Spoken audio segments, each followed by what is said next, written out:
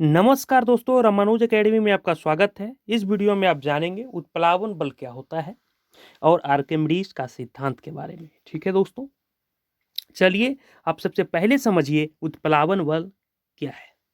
तो जब किसी वस्तु को द्रव में डुबाया जाता है तो वस्तु पर ऊपर की ओर एक बल लगता है, उसे उत्प्लावन बल कहते हैं। तो यहाँ पर द्रव को पानी मान सकते हैं, पानी को हम द्रव कर सकते हैं। तो जब भी कोई वस्तु को हम पानी में क्या करते हैं, डुबाते हैं, तो पानी जो है उस वस्तु पर ऊपर की ओर एक बल लगाता है। ठीक है, इसी बल को हम कहते हैं उत्प्लावन बल। आप इसको महसूस किए होंगे जब एक गुब्बारे लीजिए, ठीक है, वो गुब्बारे को क्या कीजिए, पानी में डुबाइए।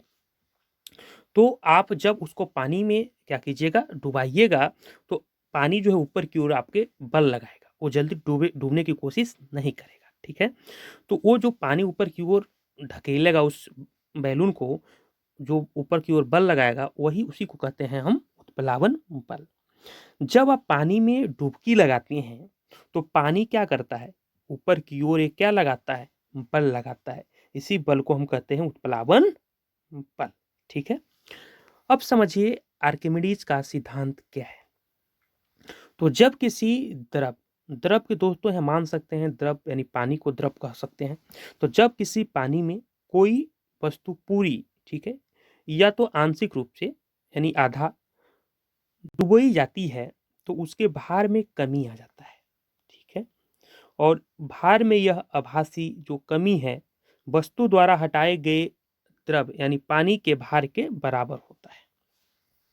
ठीक है, यानी आर्किमिडीज का कहना है कि जब कोई वस्तु को पानी में आप डुबाते हैं तो उसके भार में क्या आ जाता है, कमी आ जाता है।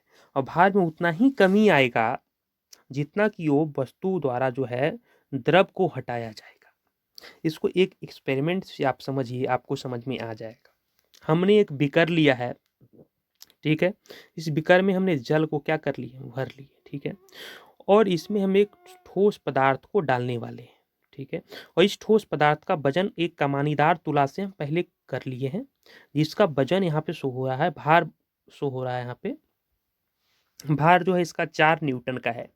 अब इसमें पानी में हम डालते हैं तो हमारा अब यहाँ पर 1 न्यूटन शो हो रहा है कमानीदार तुला पर, यानी 3 न्यूटन यहाँ पे कमी आया। ठीक है, 3 न्यूटन यदि कमी आया तो देखें हम यहाँ पे इसमें बीकर में एक नली लगा हुआ है, इस नली के द्वारा पानी इसमें एक और बीकर में यहाँ पे आ गया।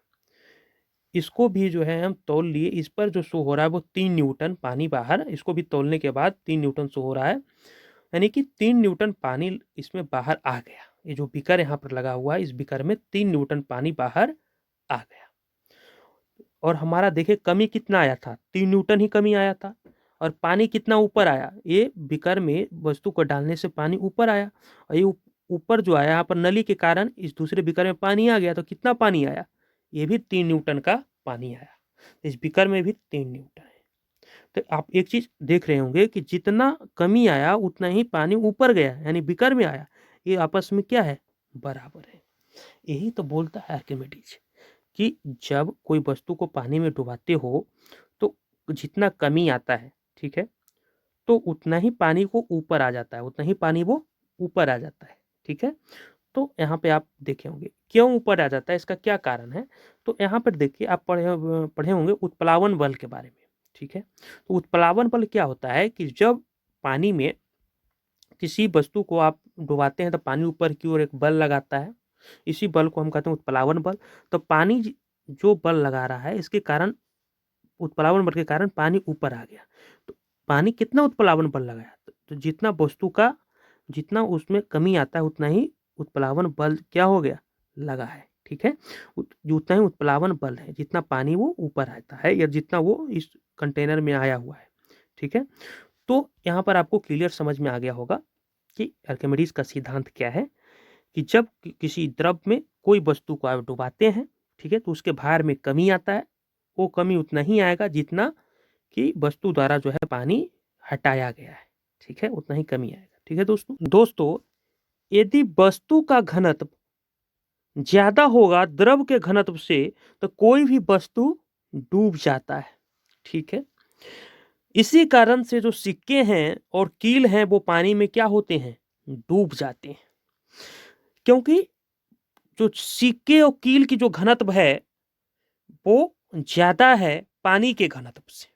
ठीक है, देखिए आप क्या कीजिए, ये सिक्के जब आप डालेंगे इस पानी में तो बायोंट फोर्स के कारण क्या होता है, पानी को ऊपर लाएगा।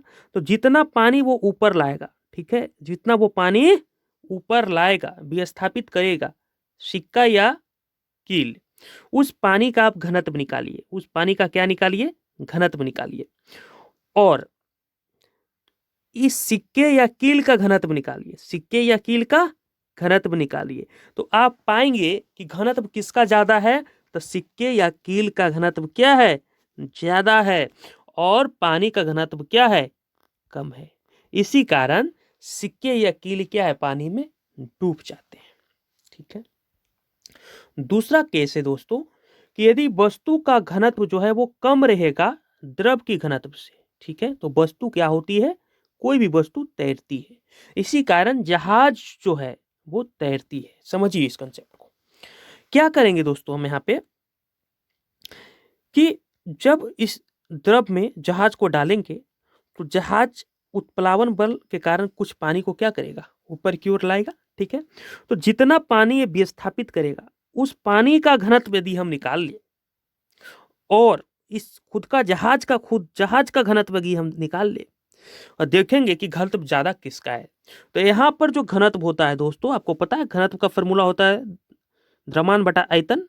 तो इसका यदि द्रव्यमान बटा आयतन देखें यानी घनत्व देखें और इसका द्रव्यमान बटा आयतन घनत्व देखें तो ज्यादा घनत्व किसका होगा, पानी का होगा। ठीक है, जहाज द्वारा विस्थापित पानी, ठीक है, जहाज द्वारा जो उत्प्लावन बल लगेगा, जितना पानी को ऊपर लाएगा, उसका जो है घनत्व ज्यादा होगा। और जहाज का घनत्व क्या होता है, कम होगा उसके तुलना में। इस तरह उस जहाज को डिजाइन किया जाता है। इसी कारण जहाज पानी पर तैरता है, डूबता नहीं है। ठीक है दोस्तों, और ये जो केस है दोस्तों सिर्फ द्रव पे लागू नहीं होता, ये तरल पे लागू होता है। तरल किसको कहते हैं, तो द्रव को कहते हैं और गैस को कहते हैं। यानी आर्किमिडीज का जो सिद्धांत है दोस्तों वो द्रव और गैस दोनों पे लागू होता है। दोस्तों यदि किसी वस्तु का घनत्व है वो गैस के घनत्व से क्या है, कम है, तो वस्तु आसमान में उड़ता हुआ नजर आता है। आपने आसमान में कभी देखा होगा हाइड्रोजन गैस से भरे हुए बैलून को उड़ते हुए?